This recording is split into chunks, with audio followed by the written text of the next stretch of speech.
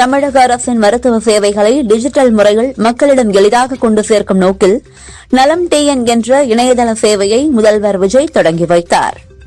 தமிழகத்தில் சாலை விபத்துகளை குறைக்க தனி செயல் திட்டம் உருவாக்க முதல்வர் விஜய் உத்தரவிட்டுள்ளார். அதிவிரைவு சாலைகளுக்கு முக்கியத்துவம் அளிக்க அறிவுறுத்தியுள்ளார். ஆவின் பால் கொள்முதலை அதிகரிக்க வேண்டும் என முதல்வர் விஜய் உத்தரவிட்டுள்ளார். ஆவின் நிறுவனத்தை தனியாருக்கு இணையாக உருவாக்கவும் அதிகாரிகளுக்கு அறிவுறுத்தினார். அரசு மருத்துவமனைகளில் பிறக்கும் குழந்தைகளுக்கு 1 கிராம் தங்க மோதிரம் வழங்கும் தாய்மாமன் தங்க மோதிரம் திட்டத்திற்கான டெண்டரை தமிழக அரசு வெளியிட்டுள்ளது. இன்று முதல் ஆகஸ்ட் 17ஆம் தேதி வரை விண்ணப்பிக்கலாம் என தெரிவிக்கப்பட்டுள்ளது. தலைமைச் செயலகத்தில் உள்ள முதல்வர் தனிப்பிரிவில் பொதுமக்கள் அளித்த புகார் மீதான நடவடிக்கை குறித்து முதல்வர் விஜய் நாளை நேரில் ஆய்வு செய்ய உள்ளதாக தகவல் வெளியாகியுள்ளது. தன்னுடைய உறவினர் பெயரில் பழனி அடிவாரத்தில் 100 கோடி ரூபாய் மதிப்பிலான சொத்துக்களை சட்டவிரோதமாக பதிவு செய்ததாக பொய்யான தகவல் பரப்புவோர் மீது சட்ட நடவடிக்கை எடுக்கப்படும் என அமைச்சர் ரமேஷ் எச்சரித்துள்ளார். கரூர் மாவட்டம் குளித்தலையில் திருமணமான இளம்பெண்ணுக்கு பாலியல் தொல்லை கொடுத்ததாக தாவேக ஒன்றிய செயலாளர் ரமேஷ் மீது போலீசில் புகார் அளிக்கப்பட்டுள்ளது. இதுகுறித்து விசாரித்து உரிய நடவடிக்கை எடுக்கப்படும் என போலீசார் தெரிவித்தனர். MLA-க்களை பணம் கொடுத்து வாங்கினால்தான் அது குதிரை பேரம். அதிமுக திமுகவை பிடிக்காமல் ராஜினாமா செய்துவிட்டு வந்தால் அது குதிரை பேரம் அல்ல என அமைச்சர் நிர்மல்குமார் தெரிவித்தார். பழனி கோயில் விவகாரத்தில் உண்மை தெரியாமல் பேசுகின்றனர். அரசின் மீது ஊழல் கரை ஏற்படுத்த சிலர் முயற்சிக்கின்றனர் என அமைச்சர் ரமேஷ் கூறியுள்ளார்.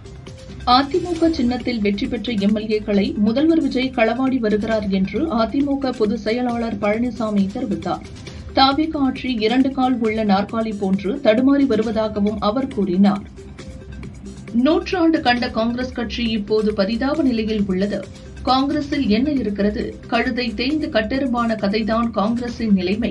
திமுக கூட்டணியில் வெற்றி பெற்று தாவேகாவுக்கு சென்று பதவி வாங்கியதுதான் காங்கிரசின் கொள்கையா என பழனிசாமி கூறினார்.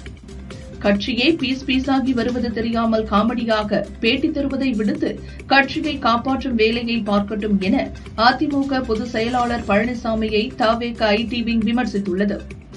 திமுக அதிமுக கூட்டணி என்பதெல்லாம் கட்டுக்கதை. திமுக தீய சக்தி என்று கூறிதான் எம்ஜிஆர் கட்சி தொடங்கினார். அந்த நிலைப்பாட்டில் எந்த மாற்றமும் இல்லை என அதிமுக பொதுச் செயலாளர் பழனிசாமி தெரிவித்தார். தமிழகத்தில் MLA-க்கள் குதிரை பேரம் நடக்கிறது. இதனை தடுப்பது தமிழகத்தின் நலனுக்கு நல்லதென இந்திய கம்யூனிஸ்ட் மாநில செயலாளர் வீரபாண்டியன் தெரிவித்துள்ளார். இந்த கலாச்சாரம் வட மாநிலங்களிலிருந்து இங்கு பரவி உள்ளது என்றார். கோவை மாநகராட்சியில் அதிமுக ஆட்சி காலத்தில் முறைகேடாக பணி நியமனம் செய்யப்பட்ட இளநிலை உதவியாளர்கள் 54 பேரை டிஸ்மிஸ் செய்ய வேண்டும் என்ற சென்னை ஹைகோர்ட் உத்தரவை உறுதி செய்த சுப்ரீம் கோர்ட் 54 பேரையும் உடனடியாக டிஸ்மிஸ் செய்ய வேண்டும் எனவும் கூறியுள்ளது.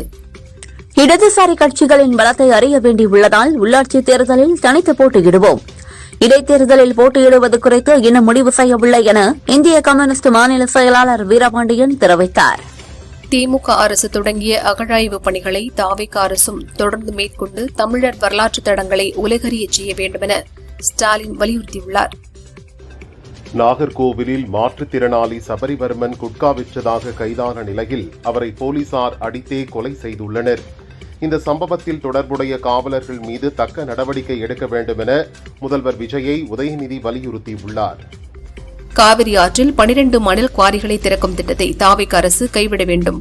மணல் குவாரிகள் திறக்கப்பட்டால் காவிரி பாசன மாவட்டங்கள் பாலைவனமாகிவிடும் என பாமக தலைவர் அன்புமணி தெரிவித்துள்ளார். தமிழகத்தின் அனைத்து அரசு பள்ளிகளிலும் வாரத்தில் 5 நாட்களும் PT பீரியட் கொண்டுவர வேண்டும் என அமைச்சர் ராஜ்மோகன் மற்றும் அதிகாரிகளிடம் அமைச்சர் ஆதவ் கோரிக்கை வைத்தார். அரசு கல்லூரி ஆசிரியர் அல்லா பணியாளர்கள் பணிமாறுதல் கலந்தாய்வுக்கு ஜூலை 15 முதல் ஜூலை 24 வரை கல்லூரி கல்வி இயக்ககம் இணையதளம் மூலம் ஆன்லைனில் விண்ணப்பிக்கலாம் என உயர்கல்வித்துறை அமைச்சர் விஸ்வநாதன் அறிவித்துள்ளார். தமிழக அரசின் தலைமை குற்றவியல் வக்கீலாக ஜான் சத்யனை நியமித்து தலைமைச் செயலாளர் உத்தரவிட்டுள்ளார். பாக்கெட்டுக்கு பதில் தானியங்கி இயந்திரம் மூலம் பால் விற்பனை செய்ய திட்டமிட்டிருப்பதாக சென்னை ஹைகோர்ட்டில் ஆவின் நிறுவனம் தெரிவித்துள்ளது. சோதனை அடிப்படையில் கொடைக்கானல், ஊட்டியில் தலா ஒரு இயந்திரம் அமைக்க உள்ளதாகவும் கூறியுள்ளது. திருச்சி லால்குடி அதிமுக MLA லீமாரோஸ் வெற்றியை எதிர்த்து அத்தொகுதி திமுக வேட்பாளர் பாரிவள்ளல் வழக்கு தொடர்ந்துள்ளார். இந்த வழக்கில் லீமாரோஸ் பதிலளிக்க சென்னை ஹைகோர்ட் உத்தரவு பிறப்பித்துள்ளது. நிர்ணயிக்கப்பட்ட கால அட்டவணைப்படி சர்க்கரை ஆலைகள் அறவையை தொடங்கி விவசாயிகளிடமிருந்து கரும்பை தாமதமின்றி கொள்முதல் செய்ய வேண்டும் என அமைச்சர் வினோத் அதிகாரிகளுக்கு அறிவுறுத்தினார். ஒழுங்காக இருந்த அதிமுகவை ஒன்றுமில்லாமல் ஆக்கிய பொறுப்பு டிடிவி தினகரனையே சேரும் என காங்கிரஸ் மாநில தலைவர் மாணிக்கம் தாக்கூர் கூறினார். கரூரில் திருமணமான பெண்ணுக்கு தாவேகா நிர்வாகி பாலியல் தொல்லை கொடுத்துள்ளார். சிங்கப்பெண் பாதுகாப்பு படை என்ன செய்து கொண்டிருக்கிறது? தாவேகாக்காரன் என்ற அடைமொழி குற்றங்கள் செய்வதற்கான அடையாள அட்டையாக மாறி வருவதாக நயினார் நாகேந்திரன் தெரிவித்துள்ளார். சங்கரன் கோவில் ஆடி தபசு விழாவை ஒட்டி ஜூலை 28ஆம் தேதி தென்காசி மாவட்டத்திற்கு உள்ளூர் விடுமுறை அறிவிக்கப்பட்டுள்ளது. விடுமுறையை ஈடு செய்ய ஆகஸ்ட் 1ஆம் தேதி வேலை நாளாக செயல்படும். சட்டம் ஒழுங்கை சீரழித்து சமூகத்தின் அனைத்து குற்ற செயலுக்கும் காரணமான மதுக்கடைகளை மூடுவதே போதைப் பொருளை ஒழிப்பதற்கான முதற்படி என சீமான் கூறியுள்ளார். விளாத்திக்குளம் மாணவி கொலை வழக்கில் குற்றவாளி தர்ம முனீஸ்வரனுக்கு விதிக்கப்பட்ட தூக்கு தண்டனையை உறுதி செய்ய கோரி தாக்கல் செய்யப்பட்ட வழக்கை ஐகோர்ட் மதுரை கிளை நாளைக்கு ஒத்திவைத்துள்ளது. நாகர்கோயில் மாற்றுத்திறனாளி சபரிவர்மன் மரணத்துக்கு காவல்துறையை தனது கட்டுப்பாட்டில் வைத்திருக்கும் முதல்வர் விஜய் உரிய பதில் சொல்ல வேண்டும் என உதயநிதி சொன்னார். சாமானியருக்கு ஒரு சட்டம், தாபிக்கு நிர்வாகி என்றால் வேறொரு சட்டம் என செயல்படும் காவல்துறையின் போக்கு கண்டிக்கத்தக்கது என்றார். தமிழக வெற்றிக்கழக எம்எல்ஏ இளையராஜாவிடம் பேரம் பேசியது தொடர்பான வழக்கில் முன்ஜாமீன் பெற்ற திமுக முன்னாள் அமைச்சர் செந்தில் பாலாஜி, அவரது சகோதரர் அசோக்குமார் ஆகியோர் காவல் நிலையத்தில் கையெழுத்திட ஆஜராகவில்லை. தென் அமெரிக்காவின் கொலம்பியாவில் நடந்த 2026ஆம் ஆண்டுக்கான சர்வதேச இயற்பியல் ஒலிம்பியாட் தேர்வில் இந்திய அணி முதலிடம் பிடித்த நிலையில் தங்கப்பதக்கம் வென்ற மாணவர்கள் 5 பேருக்கும் பிரதமர் மோடி வாழ்த்து தெரிவித்துள்ளார். மண் மீதும் மக்கள் மீதும் மாறாத அன்பு கொண்டவர் முதல்வர் விஜய். தமிழகத்தில் தற்போது நடப்பது அன்பு சாம்ராஜ்யம். இதை யாராலும் அசைக்க முடியாது என அமைச்சர் அருண்ராஜ் தெரிவித்தார். சென்னை ஸ்டான்லி அரசு மருத்துவமனையின் அவசர சிகிச்சை பிரிவில் ஒரே படுக்கையில் 3 நோயாளிகள் வரை அனுமதிக்கப்படுகின்றனர். சிகிச்சை பெறுபவர்கள் எல்லாம் விளிம்புநிலை மக்கள்தானே என்ற இலக்காரமா என முதல்வர் விஜய்க்கு நயினார் நாகேந்திரன் கண்டனம் தெரிவித்துள்ளார். பழனியில் தங்கும் விடுதிகளின் கட்டண உயர்வை திரும்பப் பெற வேண்டும். பக்தர்களை வருவாய் ஈட்டும் கருவியாக பார்க்கக்கூடாது. எத்தகைய முடிவுகளையும் இதுபோன்ற அவசர கதியில் எடுக்கக்கூடாது என டிடிவி தினகரன் வலியுறுத்தியுள்ளார். இந்தியா பெட்ரோலியம் இறக்குமதி செய்வதால் பயனடைபவர்கள் ஒன்று சேர்ந்து எத்தனால் கலப்பு திட்டத்துக்கு எதிராக அவதூறு பிரச்சாரம் செய்கின்றனர் என மத்திய அமைச்சர் நிதின் கட்கரி குற்றம் சாட்டியுள்ளார். திமுகவையும் அதிமுகவையும் ஒருங்கிணைக்கும் பாலமாக முன்னாள் அமைச்சர்கள் ராஜேந்திர பாலாஜி, அனிதா ராதாகிருஷ்ணன் செயல்படுகின்றனர் என அமைச்சர் நிர்மல்குமார் தெரிவித்துள்ளார். மேகதாது அணை விவகாரத்தில் தமிழக அரசு போதிய அழுத்தம் கொடுக்கவில்லை என நயினார் நாகேந்திரன் குற்றம் சாட்டியுள்ளார். அணை கட்டப்பட்டால் காவிரி டெல்டா விவசாயம் கடுமையாக பாதிக்கப்படும் என்றார். முன்னாள் அமைச்சர் அனிதா ராதாகிருஷ்ணனிடம் பழனி கோயில் நில முறைகேடு பத்திரப்பதிவு பற்றி செய்தியாளர்கள் கேட்டபோது கோயில் விவகாரங்களில் தலையிடக்கூடாது என கையெடுத்து கும்பிட்டார். தமிழக பாடநூல் மற்றும் கல்வியியல் பணிகள் கழக தலைவர் பதவியை முதல்வர் விஜய் எனக்கு கொடுத்திருக்கிறார். இந்த பொறுப்பை உணர்ந்து சிறப்பான முறையில் செயல்படுவேன் என லயோலாமணி தெரிவித்தார். திமுக அதிமுக கூட்டணிக்கு ஒருங்கிணைப்பாளர்களாக ராஜேந்திர பாலாஜியும் அனிதா ராதாகிருஷ்ணனும் தான் இருக்கப் போகிறார்கள் என்று நினைக்கிறேன் என அமைச்சர் நிர்மல்குமார் விமர்சித்துள்ளார். ஆட்சி காட்சிகள் மாறினாலும் கஞ்சா போதைப் பொருட்களின் பயன்பாடு மட்டும் தமிழகத்தில் எள்ளளவு கூட குறையவில்லை என்பதற்கு எண்ணூரில் கஞ்சா போதையில் தம்பதி தாக்கப்பட்ட சம்பவமே சாட்சி என வானதி சீனிவாசன் கூறியுள்ளார். மேகதாது அணை விவகாரத்தில் புதிய நடுவர் மன்றம் அமைப்பது தேவையற்றது மற்றும் குழப்பத்தை ஏற்படுத்தக்கூடியது என எடப்பாடி பழனிசாமி கருத்து தெரிவித்துள்ளார்.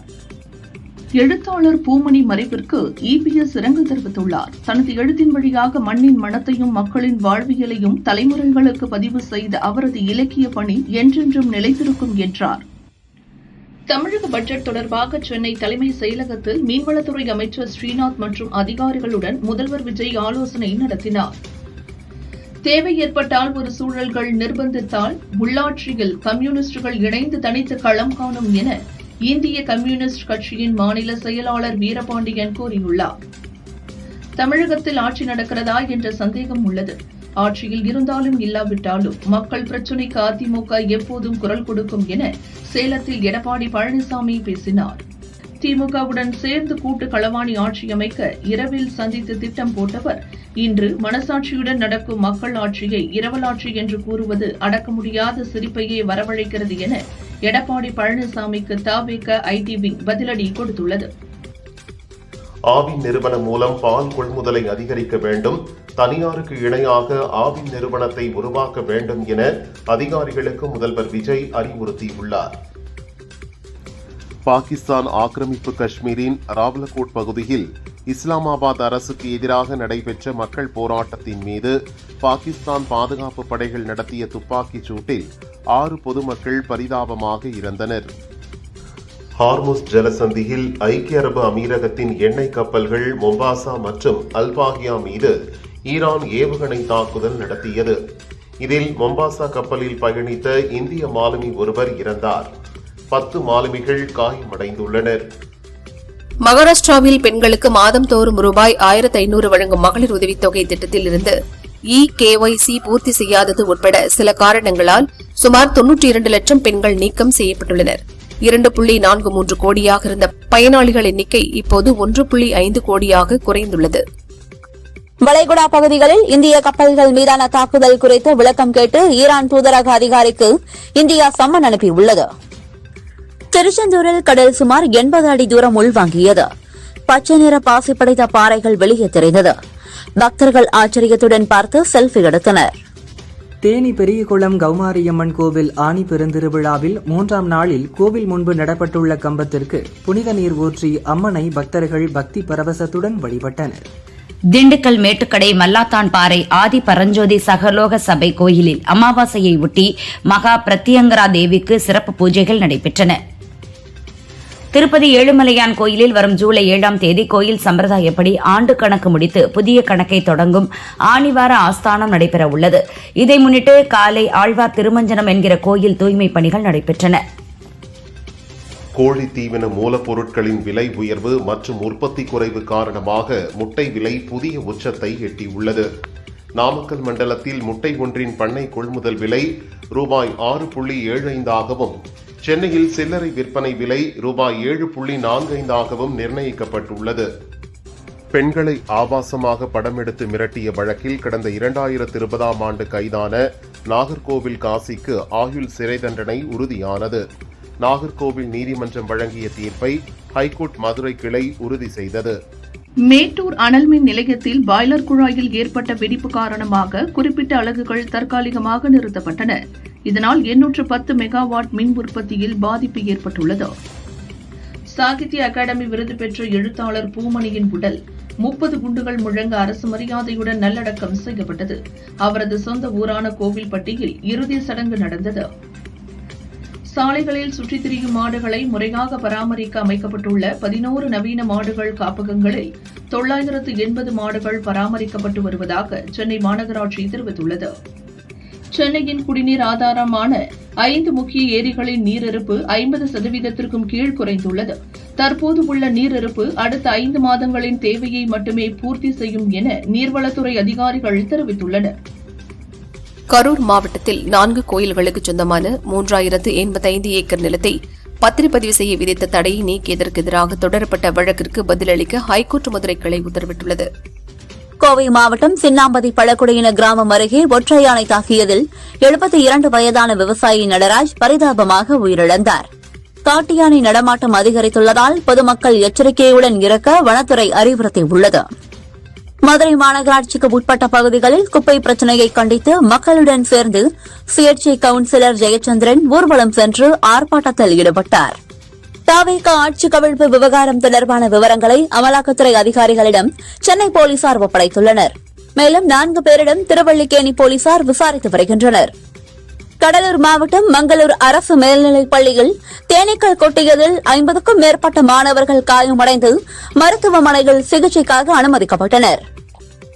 குற்றாலம் மெயினருவியில் வரிசையில் நின்று குளிக்க கூறிய காவலரை மதுபோதையில் வந்த கும்பல் தாக்கியதில் அவர் காயமடைந்தார்.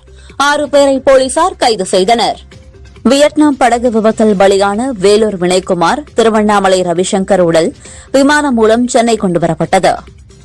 சென்னையில் நடந்த நிகழ்ச்சியில் மருத்துவத்துறையில் 751 உதவி மருத்துவ அலுவலர்கள், 1393 சுகாதார ஆய்வாளர்களுக்கு முதல்வர் விஜய் பணி நியமன ஆணைகளை வழங்கினார். 139.47 கோடி ரூபாய் மதிப்பில் கட்டப்பட்ட மருத்துவத்துறை கட்டடங்களையும் முதல்வர் விஜய் திறந்து வைத்தார். தனியார் பள்ளிகளுக்கு சட்டப்பூர்வ அனுமதி பெற்றுத் தருவதாக கூறி 100 கோடி ரூபாய் மோசடி செய்த வழக்கில் கைதான திமுக நிர்வாகி அரசகுமார் மீது சென்னை போலீஸ் கமிஷனர் உத்தரவின் பேரில் குண்டர் சட்டம் பாய்ந்தது. தங்கம் விலை சவரனுக்கு 400 ரூபாய் குறைந்து 1,05,200 ரூபாய்க்கு விற்பனையாகிறது. கிராமுக்கு 50 ரூபாய் குறைந்து 13,150 ரூபாய்க்கு விற்கப்படுகிறது. வெள்ளி விலை 5 ரூபாய் குறைந்து 1 கிராம் 235 ரூபாய்க்கும் விற்பனை செய்யப்படுகிறது. புதுச்சேரி முன்னாள் எம்பி கோகுலகிருஷ்ணனுக்கு திருக்காஞ்சியில் அட்டைப்பெட்டி தயாரிக்கும் தொழிற்சாலை உள்ளது. இங்குள்ள குடோனில் நேற்றிரவு திடீரென தீப்பிடித்தது. 50 டன் அட்டைகள் நாசமாயின. விடுமுறை நாளான கடந்த ஞாயிற்றுக்கிழமை ஜூலை 12ஆம் தேதி மின் நுகர்வு 42 கோடி யூனிட்டுகளாக பதிவானது. இதுவே ஜூலையில் ஞாயிற்றுக்கிழமை அதிகரித்த உச்சபட்ச மின் நுகர்வாகும். கடந்த ஆண்டு ஜூலை மாதம் ஞாயிற்றுக்கிழமைகளில் சராசரி மின் நுகர்வு 38 யூனிட்டுகளாக இருந்தது குறிப்பிடத்தக்கது. கோவை மேட்டுப்பாளையம் பஸ் ஸ்டாண்டு அருகே செயல்படும் பிரபல ஹோட்டலில் வாடிக்கையாளர் ஒருவர் வாங்கிய பார்சல் உணவில் சாம்பாரில் புழுக்கள் இருந்தன. இதுகுறித்து உணவு பாதுகாப்பு அதிகாரிகளிடம் புகார் அளித்தார். ஓட்டல் நிர்வாகத்திடம் விளக்கம் கேட்டு அதிகாரிகள் நோட்டீஸ் அனுப்பியுள்ளனர். அண்டை மாநிலமான ஆந்திராவில் கொரோனா தொற்றால் பாதிக்கப்பட்ட 2 உயிரிழந்த நிலையில் தமிழகத்தில் பெரிய பாதிப்பு இல்லை என்றும் கொரோனா வீரியம் குறைந்துதான் இருப்பதாகவும் சுகாதாரத்துறை தெரிவித்துள்ளது.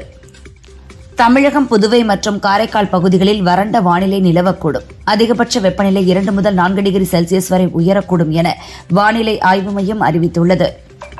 ஹார்முஸ் நீரிணையில் ஐக்கிய அரபு அமீரகத்தின் 2 எண்ணெய் கப்பல்கள் மீது ஈரான் நடத்திய ஏவுகணை தாக்குதலில் இந்திய மாலுமி ஒருவர் பலியானார்.